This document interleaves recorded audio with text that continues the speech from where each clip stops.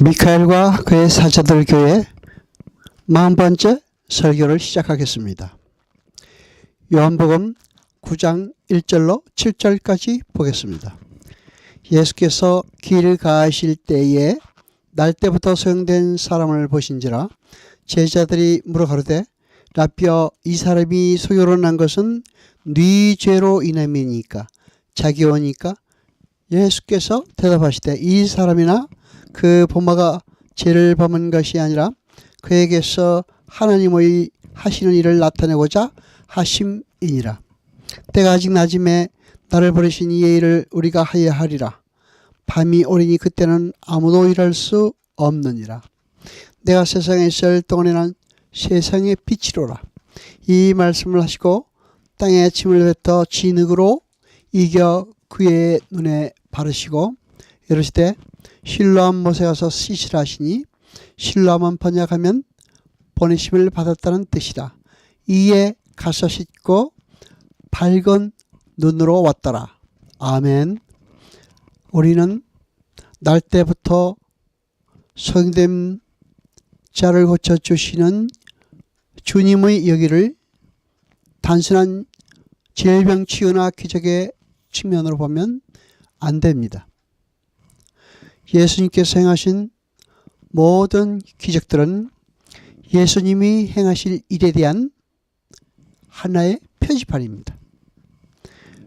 하나님이 보시기에 우리를 하나님을 떠난 우리 모두는 소경인 것입니다.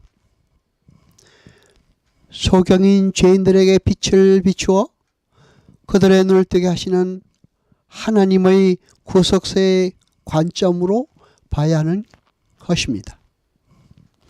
오늘 본문에 등장하는 소경의 눈을 뜨게 하는 빛은 창세기 1장의 빛에서부터 이어집니다. 창세기 1장 3절의 빛과 창세기 1장 16절의 태양이라는 발광체에서 나오는 빛은 서로 다른 빛입니다.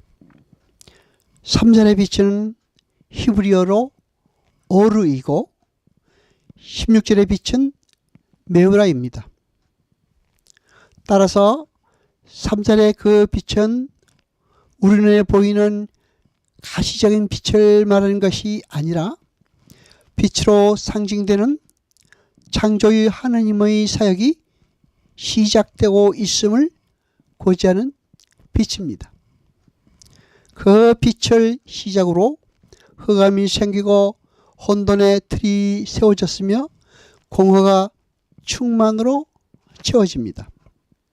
그리고 그 빛은 요한복음 1장 서두에서 좀 더 자세히 설명됩니다. 바로 이 빛입니다. 모든 만물을 창조하시고 생명을 주시는 빛, 바로 그 창조의 빛이신 성자 하나님 예수 그리스도가 죄로 말미암아 혼돈과 공허와 흑암인 상태인 날 때부터 소용된 자에게 찾아오셔서 그를 생명의 광명으로 새롭게 창조해내시는 구원의 사건이 바로 오늘 본문의 내용입니다. 흑암 속에 빠져있는 죄인들을 광명으로 인도하시는 참 빛에 대한, 다른 말로 새 창조에 대한 예언은 이사야서에서 구체적으로 기록되어 있습니다.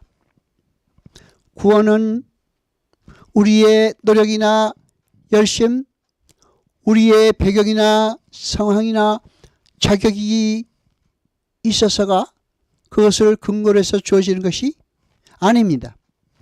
뿐만 아니라 객관적 진리를 공부해서 주어지는 것도 아닙니다. 구원은 하나님의 선택과 하나님의 열심과 하나님의 은혜와 사랑을 근거로 하여 우리에게 주어지는 것입니다. 그리고 그렇게 그 모든 것을 창세 전에 계획하시고 이 역사 속에서 하나하나 이루시는 하나님의 구속사 전체를 예정이라고 하는 것입니다. 복음서에서 나오는 예수님의 치유 사건은 벙어리가 고침받는 경우가 하나, 중풍 환자가 고침받는 사건이 하나, 열병을 앓던 자가 고침을 받는 사건이 하나, 그리고 문둥병이 고침을 받던 사건들이 둘, 다시 살림을 받은 사건이 셋이 나옵니다. 그런데 유독 소경이 고침을 받은 사건은 5번이나 기록되어 있습니다.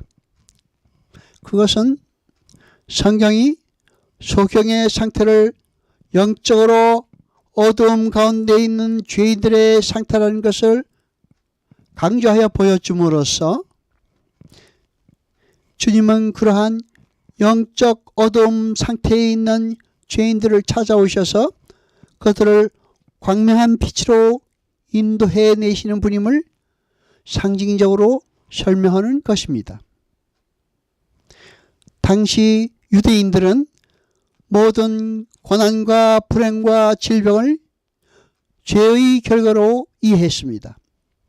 물론 그러한 것들이 죄의 결과 인간들에게 찾아온 사망의 증상들입니다. 예수님 당시에 바빌로니아 사람들과 페르시아인들과 그리스인들 사이에 주장된 것이 환생의 교리였습니다. 그들은 일종의 윤회 체계 속에서 그 범주 속에서 고난의 문제를 이해하고 있었습니다. 전생에 죄를 많이 지은 사람은 다음 생에서 많은 고통과 질병에 던져지게 된다는 것이죠. 그 이론은 유대인들에게조차 편면하게 일반화되어 있었습니다. 그래서 그러한 환생의 교리에 전 사람들이 자신들의 고통과 불행과 질병을 전생의 죄 때문이라고 생각했던 것입니다. 물론 유대인들의 선생인 랍비들은 그 이론을 전혀 지지하지 않았습니다. 그러나 랍비들의 주장도 옳은 것만은 아니었습니다. 그것은 출애굽기 20장 5절에 나를 미워하는 자의 죄는 값되 아비로부터 아들에게로 3, 4대까지 이르게 하거니와 라는 구절을 근거로 죄의 유전으로 고통의 문제를 이해했습니다. 부모의 죄로 자식이 질병을 앓거나 불행을 당할 수 있다고 생각한 것입니다. 그래서 그의 죄 때문입니까? 라고 물었던 것입니다. 하나님은 인간 세상의 편만한 죄로 말미암아 인간들에게 닥친 여러 가지 고통과 고난과 불행과 질병들의 증상들을 사용해서 그분의 일을 드러내시는 것입니다. 그러한 고통을 조장하시고 만들어내시는 분은 아니신 것입니다. 여호와 아버지 하나님 거룩하시니여 세세토록 영광과 찬송 받으소서. 말씀을 들을 때 깨닫게 하시며 우리로 진리를 알게 하소서.